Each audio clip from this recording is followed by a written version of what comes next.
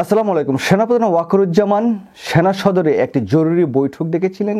সেই বৈঠকটিকে কেন্দ্র করে বাংলাদেশের নানা প্রান্তে নানা খবর, নানা গুজব, নানা গুঞ্জন ছড়িয়ে পড়েছে যে আসলে কি হতে যাচ্ছে, বাংলাদেশের সেনাবাহিনী কি সেনাকু করতে যাচ্ছে, সেনাপ্রধান কি ক্ষমতা নিয়ে যেতে চাচ্ছে, এরকম নানা খবর, নানা বিভ্রান্তিকর তথ্য তার চারিদিকে ছড়িয়ে পড়ছে। তো ইতিমধ্যেই যে সংবাদটি আমরা শুনতে পেরেছি যে সেনা সদরে সেই বৈঠকটি হয়েছে। সেনাপ্রধান ওয়াকারুজ্জামানের সাথে জেনারেলরা আছেন, ব্রিগেডিয়ার জেনারেল আছেন, লেফটেন্যান্ট কর্নেল আছেন, সকলের সাথে সেনাপ্রধান একটি জরুরি বৈঠক করেছেন। বৈঠকটি প্রধানত করেছেন যে এই যে আসন্ন ঈদ উপলক্ষে মানুষের যেই বাড়িতে যাওয়া, ঢাকা ছেড়ে গ্রামগঞ্জে প্রত্যন্ত অঞ্চলে সবাই সবার পরিবারের সাথে যে ঈদ করতে যাওয়া, সেই সময়টাতে ঢাকা শহর সহ সারা বাংলাদেশে আইন শৃঙ্খলা পরিস্থিতির নিয়ন্ত্রণে সেনা সদস্যরা কি ভূমিকা পালন করতে পারেন। এবং আপনারা জানেন যে স্বৈরাচার দোসর শেখ হাসিনা বাংলাদেশ থেকে পালিয়েছে এবং তার দোসররা এই মুহূর্তে বাংলাদেশে আছেন এবং তারা নানা পর্যায়ে বাংলাদেশে অস্থিতিশীল পরিবেশ সৃষ্টি করতে চায়। এই সুযোগটা যাতে এই আওয়ামী দোসররা নিতে না পারে, সেই জন্যই সেনাপ্রধান এই জরুরি বৈঠকটি ডেকেছেন।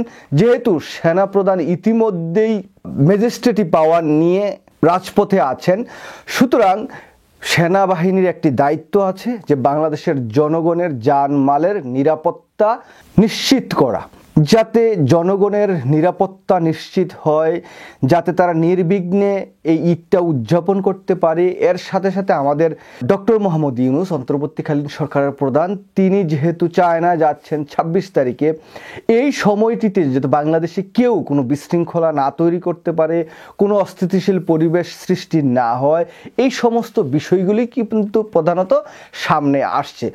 এই যে সেনা কুয়ের যেই কথা, অথবা অনেকেই নানা অ্যাঙ্গেল থেকে কথা বলার চেষ্টা করেছেন যে এই যে সেনাপ্রধানকে নিয়ে হাসনাত আবদুল্লাহ সার্জিস যে বক্তব্য দিয়েছেন, বা নতুন যে রাজনৈতিক দল এনসিপির নেতারা যেরকম আচরণ করছেন সেনাপ্রধানকে নিয়ে, সেই জায়গায় সেনাপ্রধান হয়তো বা একটা চরম অ্যাকশানে যাবেন।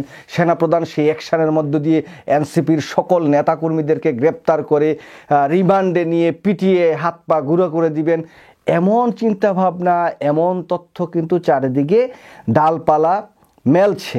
তো সেই জায়গা থেকে আমরা বলতে পারি যে এই অযথা অযৌক্তিক যে তর্কগুলো সামনে নিয়ে আসা হচ্ছে, এগুলো আসলে কোনোভাবেই কাম্য না।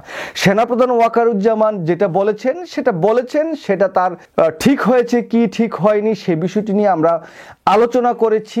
এখন সেনাপ্রধান ওয়াকারুজ্জামান যে একেবারে রাষ্ট্র ক্ষমতা দখল করে ফেলবেন, সেনা কু করে ফেলবেন, এরকম কোনো অবস্থা আপাত দৃষ্টিতে আমরা দেখছি না এবং বাংলাদেশের প্রেক্ষাপটে সেটা হওয়া সম্ভব না।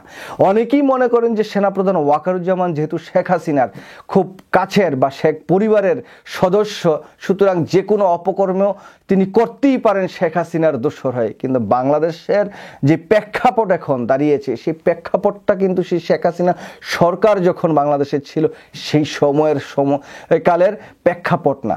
অনেক জল গড়িয়েছে পদ্মা মেঘনা যমুনায়, সুতরাং কেউ চাইলেই, কেউ কিছু চিন্তাভাবনা করলেই সেটা যে বাস্তবায়ন করে তিনি ক্ষমতায় চলে যাবেন, সেটা সম্ভব নয়। কারণ আপনারা জানেন যে কিছুদিন আগে জাতিসংঘের মহাসচিব অ্যান্টনিও গুতেরেস বাংলাদেশে এসেছিলেন, তিনিও সেনাপ্রধানের সাথে কথা বলেছিলেন।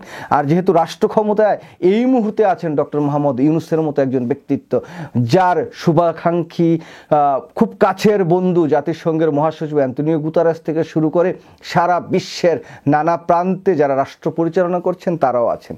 আমার মতো বাবু একজন না, এমন পৃথিবীর বাগা বাগা রাষ্ট্রদর ক্ষমতাদর মানুষজন এই ডক্টর মোহাম্মদ ইউনূসের সাথে একটা ছবি তোলার জন্য যে দাঁড়িয়ে থাকি, সেই জায়গায় যদি ওয়াকারুজ্জামান বাংলাদেশের রাষ্ট্র ক্ষমতা এই মুহূর্তে দখল করে ডক্টর মোহাম্মদ ইউনূসকে বিতাড়িত করে, তাহলে এই ওয়াকারুজ্জামানের অবস্থা কোথায় যে দাঁড়াবে, বা বাংলাদেশটাকে তিনি বড় জোর 1 সপ্তাহ পরিচালনা করতে পারবেন কিনা, সেটাও কিন্তু একটি বড় প্রশ্নবোধক চিহ্ন। আপনাদের চিন্তার খোরাক যোগানোর জন্য বলছি, যেই মানুষগুলো বা যারা এই মুহূর্তে এই যে সেনাকু হয়ে গিয়েছে, এই মুহূর্তে এই খবর, সেনাকুয়ের সর্বশেষ আপডেট নানা চটকদার বিজ্ঞাপন দিয়ে আপনাদের সামনে ভিডিও উপস্থাপন করে, তাদের থেকে আপনারা অন্ততপক্ষে সাবধান থাকবেন। কারণ এগুলো বাংলাদেশের এখন যে একটি টালমাটাল রাজনৈতিক প্রেক্ষাপট বা পরিস্থিতি, সেই জায়গায় কিন্তু অনেক প্রশ্ন, অনেক সন্দেহ, অনেক বিতর্ক তৈরি করতে পারে। আশা করব সবাই সেই জায়গাটুকুতে সচেতন থাকবো এবং দেশপ্রেমিক সেনাবাহিনী তারা বাংলাদেশের এই ঈদ সামনে আসছে সেটাকে নির্বিঘ্ন করার জন্য তারা যে যে পদক্ষেপগুলো গ্রহণ করবেন, জনগণের পাশে দাঁড়িয়ে জনগণের আইন শৃঙ্খলা পরিস্থিতি নিয়ন্ত্রণের মতো যেই ব্যবস্থাগুলো আছে সেটা সর্বোচ্চ দায়িত্ব সহকারে তারা পালন করবেন। এখানে অনেকে অনেক সমীকরণ টানার চেষ্টা করেছেন, ভারতীয় অনেক ষড়যন্ত্র আছে, সব ষড়যন্ত্র উতরে গিয়ে বাংলাদেশ সামনের দিকে এগিয়ে যাবে এবং বাংলাদেশে সেনাবাহিনী সেনা কুয়ের মতো কোনো অবস্থান বা কোনো প্রেক্ষাপটে যাবে বলে আমার কখনোই মনে হয় না। সবাই ভালো থাকবেন। আল্লাহ হাফেজ। আসসালামু আলাইকুম।